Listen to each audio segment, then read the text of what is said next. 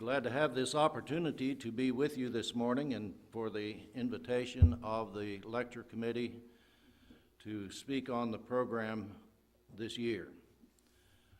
I always anticipate the West Virginia School of Preaching lectures because of all of the good men that I get to see and visit with, and students that come back, alumni, and various others that come and visit our services.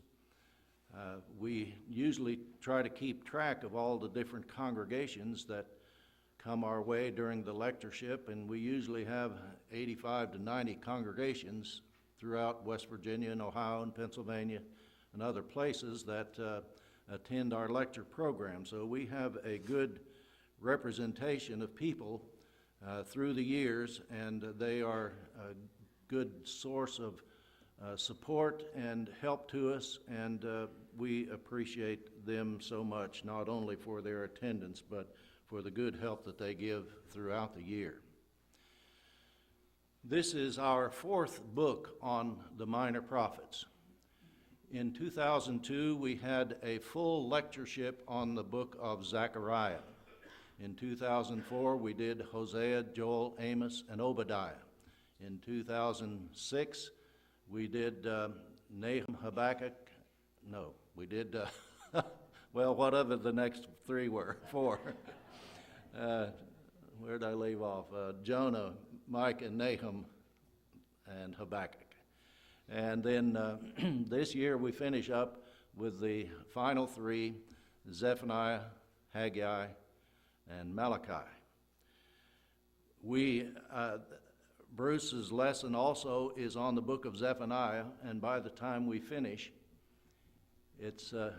we will have dissected the book of Zephaniah.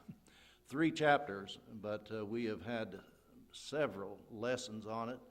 Of course, there is some overlap, but that simply is another way of teaching us and reminding us of these truths.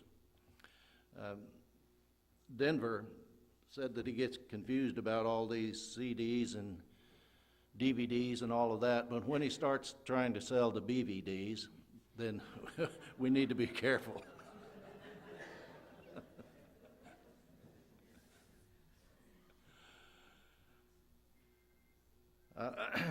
My theme today is no fear of the Lord, and I would like to read from the text in Zephaniah chapter 3, the first 7 verses. And we will try to develop our thought from those particular verses, and hopefully that we will derive some good from it. The prophet says, "Woe to her that is rebellious and polluted, to the oppressing city. She obeyed not the voice, she received not correction, she trusted not in Jehovah, she drew not near to her God. Her princes in the midst of her are roaring lions, the judges are evening wolves, they leave nothing till the morrow. Her prophets are light and treacherous persons, her priests have profaned the sanctuary, they have done violence unto the law. Jehovah in the midst of her is righteous, he will not do iniquity. Every morning doth he bring his justice to light, he faileth not. But the unjust know no shame. I have cut off nations, their battlements are desolate. I have made their streets waste, so that none passed by. Their cities are destroyed, so that there is no man, so that there is no inhabitant. I said, only fear thou me, receive correction, so her dwelling shall not be cut off, according to all that I have appointed concerning her. But they rose up early and corrupted all their doings." And so the phrase, no fear of God, is the opposite of what God wanted. He said that he wanted them to fear him. You know, Job says that the fear of the Lord is the beginning of wisdom, or the Proverbs. And so throughout the Bible, the proper understanding of the fear of God is essential for every person that wants to really, truly submit to the Lord. And when we fail to fear God, then everything else is going to go by the wayside as well. Without the fear of God, men become perverted in their assessment and judgment of God's law and His will, whatever age we live in. And certainly we are facing a situation in our time where there is an obvious no fear of God. When we think about the context of Zephaniah, the pronouncement of the book is concerning the downfall of Jerusalem and Judea, and that is expressed through the phrase, the day of the Lord, that was developed so well yesterday evening. And in chapter 1, the prophet gives a declaration of retribution. And the hellfire and brimstone that is to be poured out upon the city of Jerusalem and its inhabitants is very much needed as far as a cure for the problem that they faced with their lack of fear of God. That day would come as wrath and fury and a consuming fire. I'm impressed, and I think that you are too, that how many times in the first chapter God says, I will. I will do this. I will, I will, I will. God is not going to slack up in the things that He has determined that should take place on the corrupt city. And then when we come to the end of the book, we have another series of I wills. But my son will develop that later, I believe. Now, chapter 2 is an exhortation to repentance. The end is described as imminent. And if they are going to be saved, they are going to have to accept the grace of God that is extended to them. And the prophet is very much concerned that they do it immediately. There can't be any waiting around. The day of waiting is past, and the grace that God has extended is being frittered away. He challenges them by reminding them of the nations that He had destroyed before them.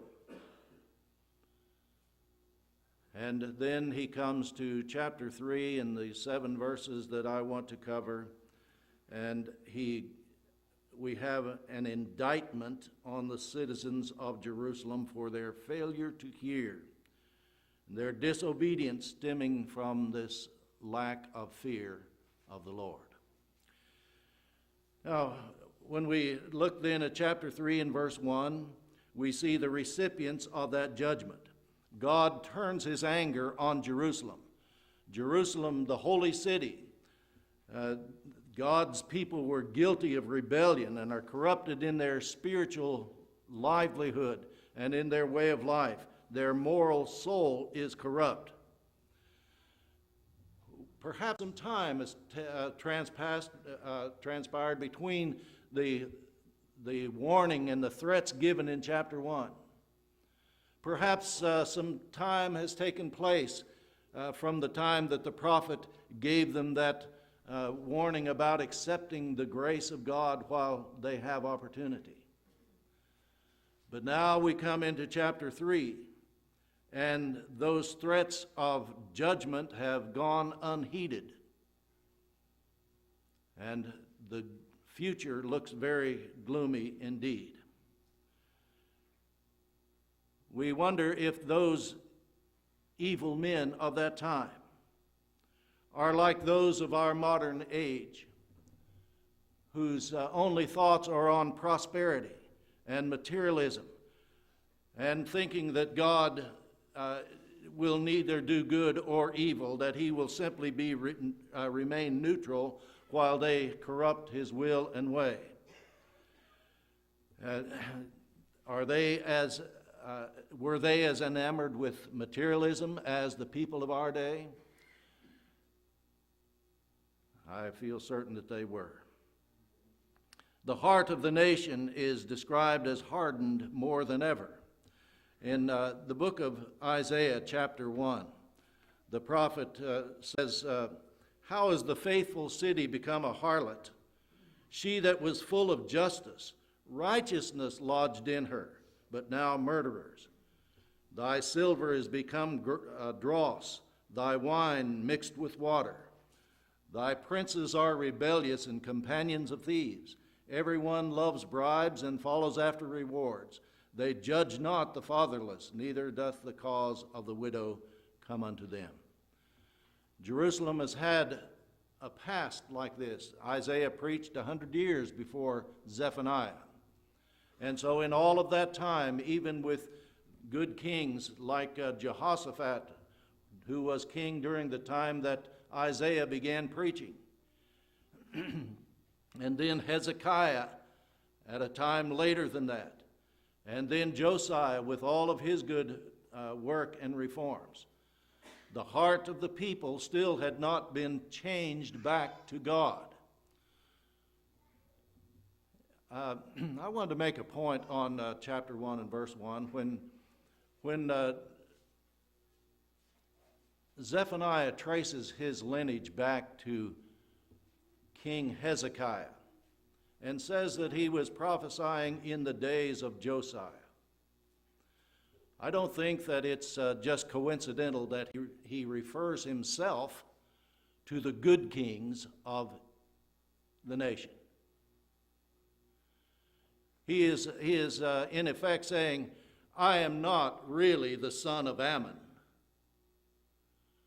I am not the son of Manasseh. I take my roots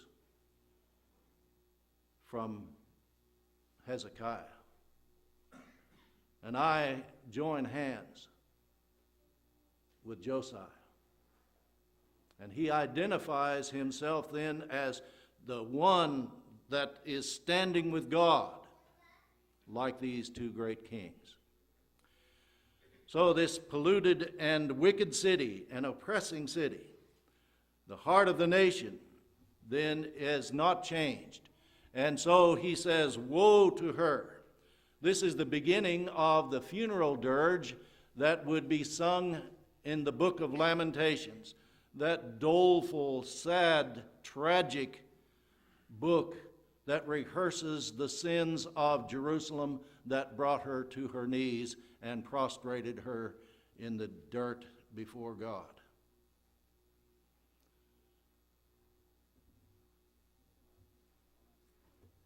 When we see these, the American Standard is the translation that I'm using, by the way. If it reads a little bit different than what you're using, the Old American Standard is what I've used for years in the Old Testament. Jesus said of Jerusalem, when he condemned the city in the New Testament, O Jerusalem, Jerusalem, thou that stonest the prophets and killest them that are sent unto thee, how often would I have gathered thy people together as a hen doth her chicks, but ye would not. Jerusalem, that had been God's chosen city, the holy city, the place of Zion, the place of the great temple, was a wicked and oppressing city. There are four failures of the people cited here in verse 2. She obeyed not the voice, that is, the voice of God. Think of the unique position of Israel as far as God was concerned. He said, you obeyed not the voice. They had actually been recipients of those who had heard the voice of God. When Moses went up on Mount Sinai, the people had gathered around the mountain, and the voice of God spoke, and the mountain shook and was filled with smoke, and the people were terrified. They heard the voice, not this particular generation, but Israel, Deuteronomy chapter 4 points out, was the only nation that God ever spoke to directly. The benefit of actually hearing the voice of God speak to that people. But they had forgotten that. And so they heard not the voice. Not only did they forget that God had directly spoken to them, but they had failed to hear the voice of the priesthood. They had failed to hear the voice of the prophets. They had failed to hear the voice of all of her teachers throughout the generations. And that is what had brought them to the position that they were in at this time. She received not correction or instruction. Again, the Lord had chastised them repeatedly through the years. He had chastised them, the unbelieving people in the wilderness. When they went into the land of Canaan, He chastised them by the peoples that they did not drive out of the land. He chastised them throughout the book of Judges as they sinned and were overcome with sin, and then were brought into captivity to the Midianites and to the Moabites and various other ones of their neighbors. So she always proved to be stiff-necked and stubborn, hard-headed, and unable to accept the correction that God tried to give with these things. The next point says she trusted not in Jehovah. Israel and Judah had no faith, no real faith, that is wrapped up in the word trust. If we have real faith, then we are going to trust God. She had no trust in Jehovah. Here they are with Babylon breathing down their necks, that bitter and hasty nation that God is going to raise up to punish them and correct them. But as one of our speakers pointed out yesterday, they could not see over the horizon like the prophet was enabled to do with God's help. But that was waiting for them. And they would not, because of their stubborn and hard hearts and their blind eyes, they could not see the punishment that was awaiting them. I find it fascinating when you study the Old Testament prophets and the books of the Kings and Chronicles, that when Israel or Judah got into trouble, they displayed that they did not trust in God because they called on nations round about them to help. I always liked Isaiah chapter 30 and a few verses in that section there when it talks about those who wanted to go to Egypt for help.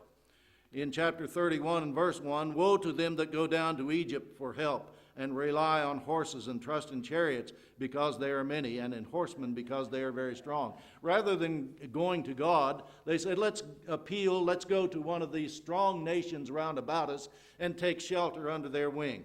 In chapter 30, woe to the rebellious children, saith Jehovah, that take counsel, but not by me, and that make a league, but not of my spirit, that they may add sin to sin. Rather than trusting in God, which they did not do, they compounded their sin by calling on somebody else to protect them and give them aid and assistance. They set out to go down to Egypt and have not asked at my mouth to strengthen themselves in the strength of Pharaoh and to take refuge in the shadow of Egypt. Isn't this amazing? They had come out of captivity in Egypt, bondage in Egypt after 400 years, and now they want to go right back into the clutches of that nation for protection. You know, and then they had the Assyrian party. They had these political parties in their nations that appealed to the Syrians. Let's go to the Assyrians. Well, the Assyrians were some of the most wicked people that have ever walked on the earth. And that's who they would go to rather than a great and loving and merciful God. In Isaiah 30 and verse 7, "For Egypt helps in vain, and to no purpose. Therefore have I called her Rahab that sitteth still." You know what the word Rahab means? Big mouth. Who is Egypt?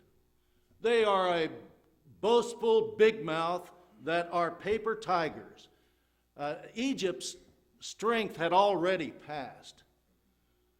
They could not defend themselves against Assyria. When they came up against Pharaoh Necho, as was pointed out in one of our lessons yesterday, they were whipped soundly at Carchemish by the Babylonians. And here is the Egyptian party of the Jews trying to get help from a nation that could not provide them any strength at all. A paper tiger, a big mouth.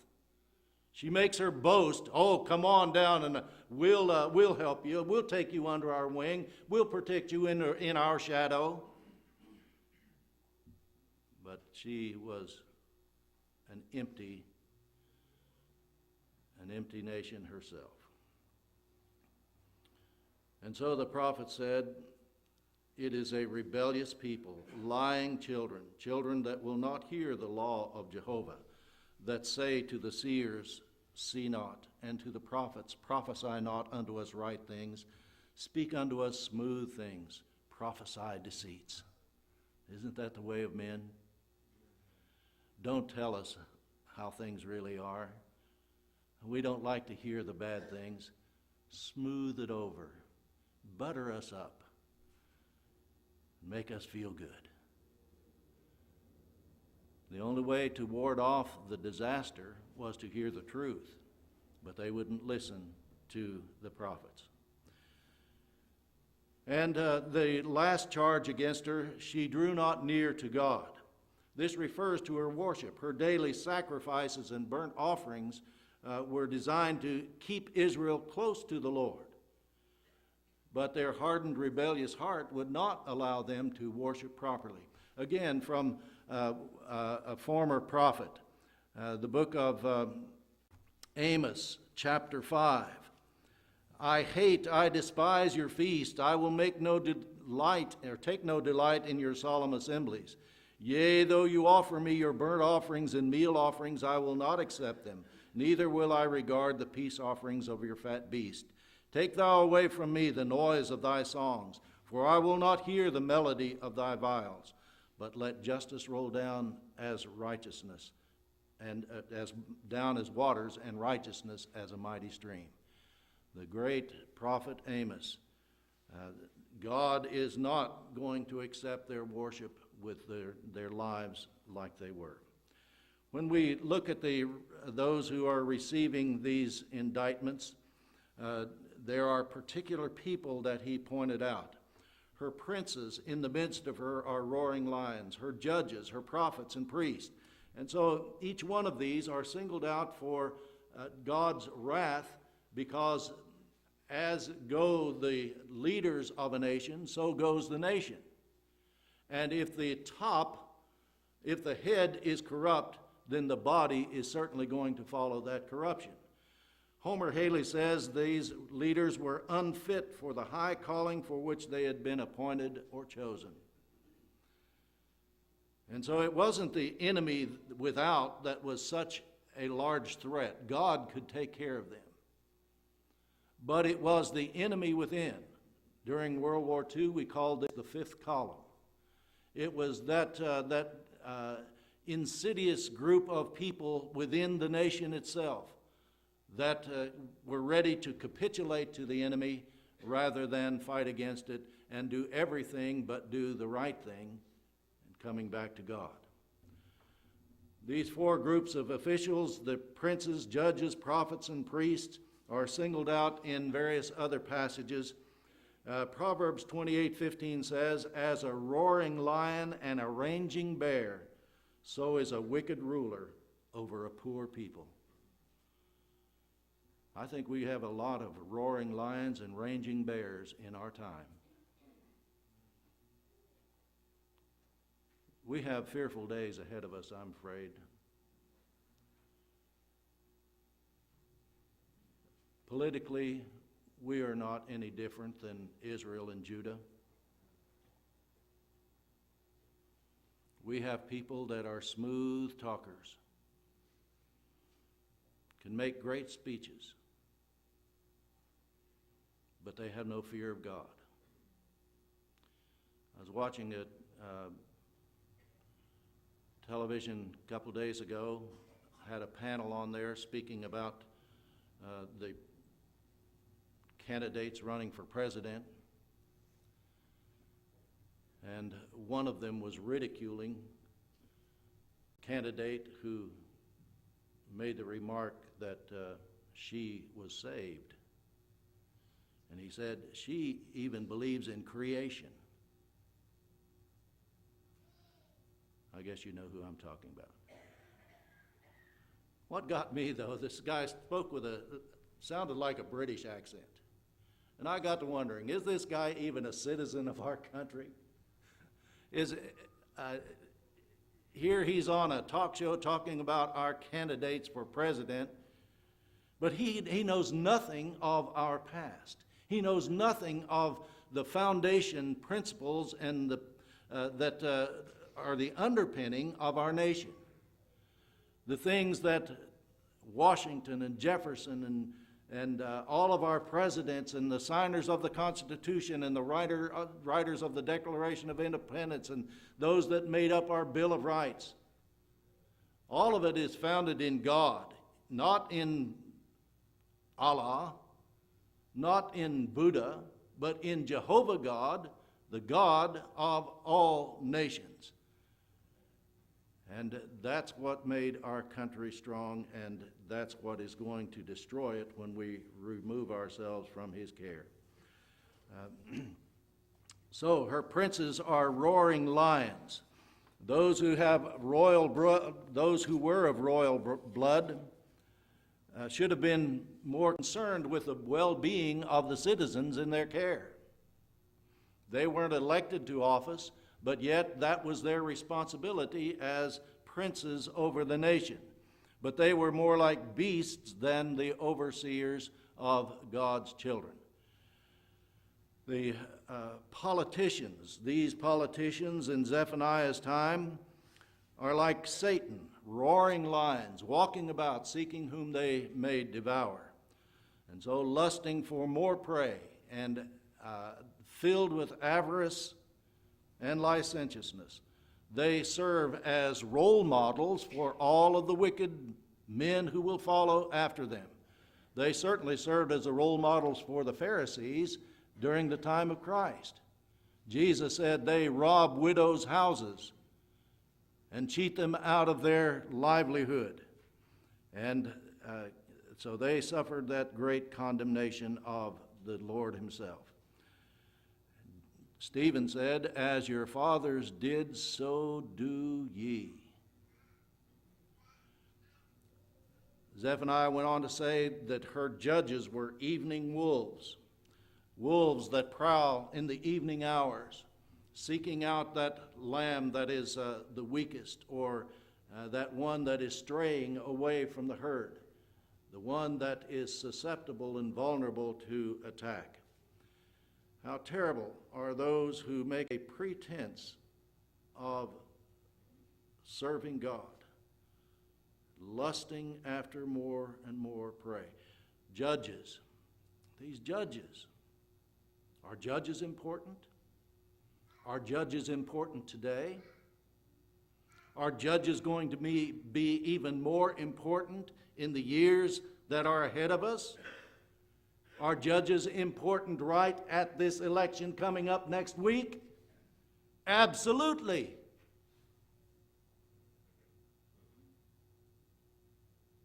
We put 9 men in black robes on a court and think that they are going to guide the nation.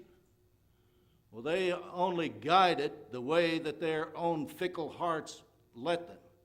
They are as susceptible to bribes and to false teaching and to a wrong concept of the laws that began our nation. Is abortion going to continue forever? Is infanticide going to be a problem that gets stronger and stronger? Is euthanasia going to be a plague on us in the years to come? Well, if certain judges are appointed, that's certainly the way that it's going to go.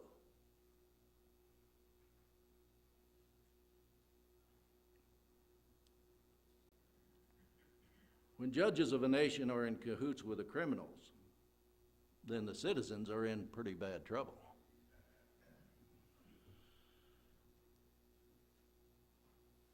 The prophet talks about his fellow prophets. Her prophets are light and treacherous persons. These are the false prophets, of course. And they are, light is from a word that means vainglorious and boasting. Kyle says it means to boil up or to boil over, and then applied to speaking, to overflow with frivolous words. Saw an advertisement for a fellow starting a ministry in the church. Two of the persons that are joining him in this ministry, their first qualification is they are comedians. Light and treacherous words?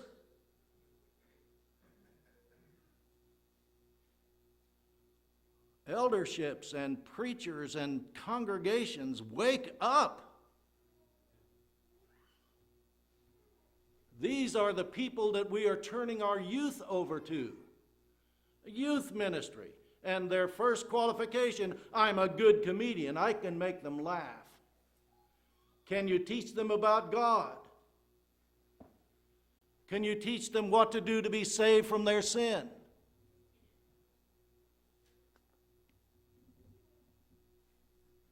Their agenda was to look out for themselves rather than addressing the needs of the people.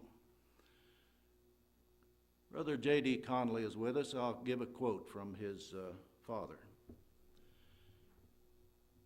Brother Darrell Conley says, "There is no more solemn office than that of serving as a prophet of God. It was never an office that produced ease and popularity for the faithful prophet. It was a thankless task. It required the public condemnation of sin in the lowly and in the mighty. It required calling an often heedless people back to their God. It often cost the prophet his life. But there were many false prophets, as there are false preachers today. They were always ready to speak smooth things and prophesy lies." Zephaniah said her priest profaned the sanctuary and violated the law. To profane something is to make it common and take away its sacredness.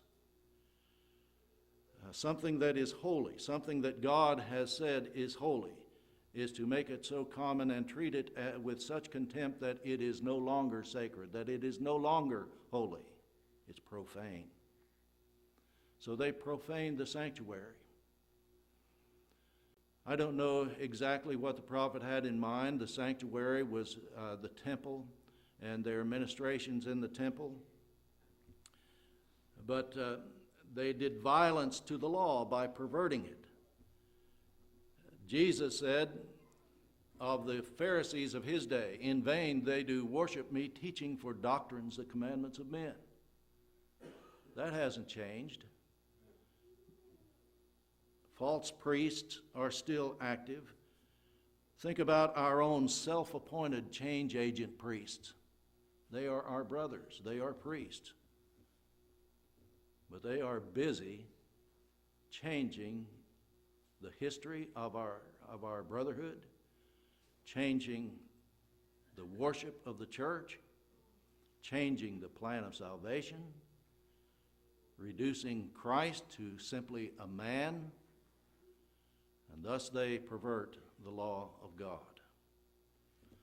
God cannot be honored unless his law is honored. It is the ultimate crime to fail to obey the Creator when he speaks. In verses 5 through 7, I need to hurry along. He talks about her princes and judges and prophets and priests, and then he said, Jehovah in the midst of her is righteous.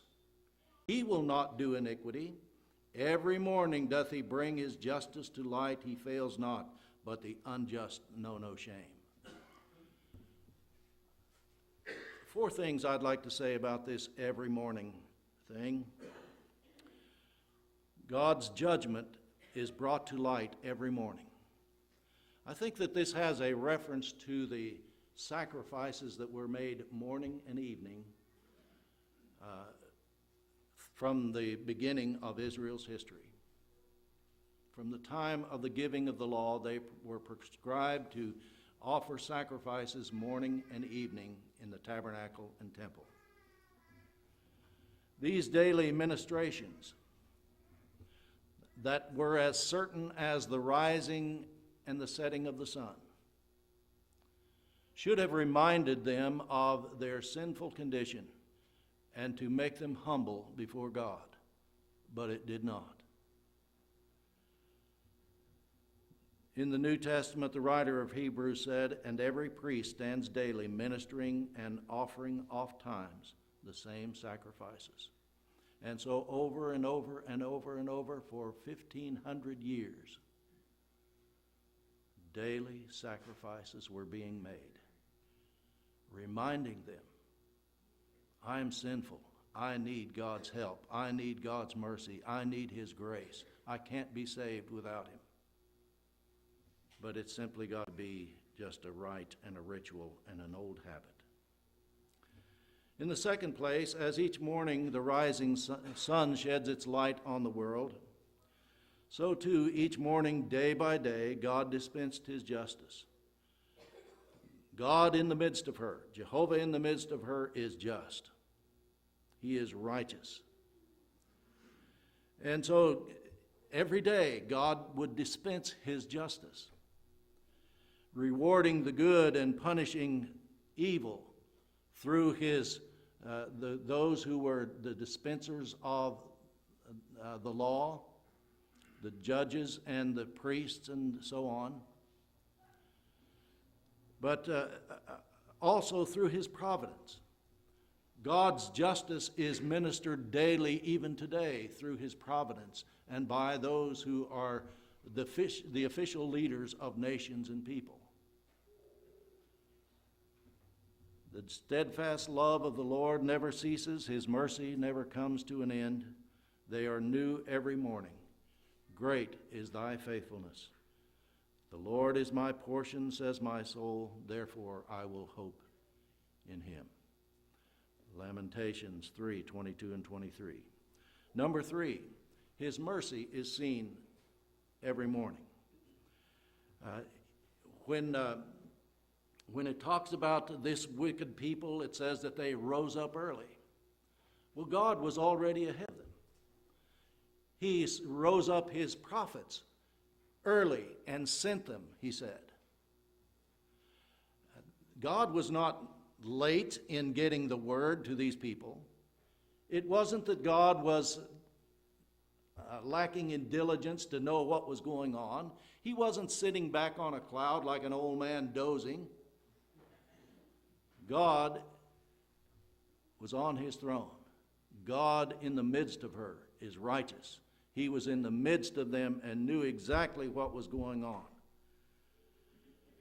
And so, by the nations of Assyria that carried away Israel and scattered them among the nations, by Babylon that would take them into captivity for 70 years, God dispensed his mercy, and even those captivities was merciful, because he could have brought them to an end like he did the Philistines, like he did Moab and Edom, but he did not do that.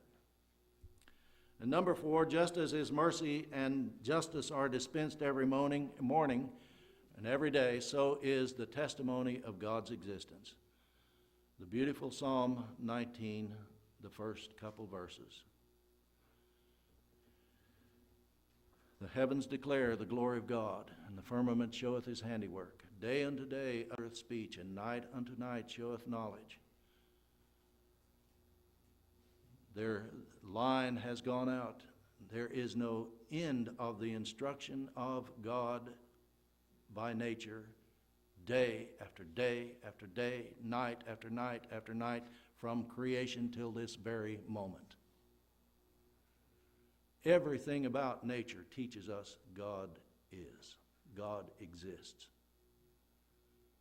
They declare his glory, and so does his law. God, through the prophet, reminds them of his justice meted out on foreign nations. And that ought to have caused Israel to take heed, but it didn't.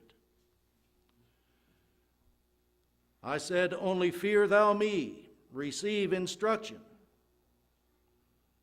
The message wasn't technical. It wasn't hard to decipher and understand. It wasn't drawn out and difficult. It was like Isaiah was trying to teach in Isaiah 28. Precept upon precept, line upon line upon line, here a little, there a little. And you know what the people said? What are you doing, teaching us the ABCs? We're grown men. We don't need that kind of doctrine. We don't need that kind of teaching. This same old first principles over and over and over again. And so the prophet said, you will hear the word of God, precept upon precept, precept upon precept, line upon line upon line, here a little, there a little, but you will learn it with a foreign tongue when the Assyrians come and take you away. What's it going to take for us?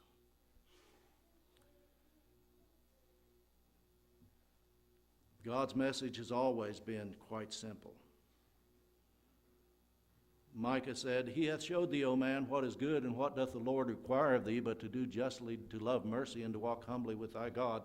But yet Hosea had to write, my people are destroyed for lack of knowledge.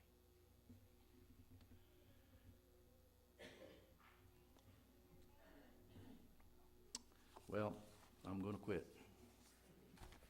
It's 10 minutes till. And I know you need a break. Thank you for your good attention this morning, and we'll turn over to Denver.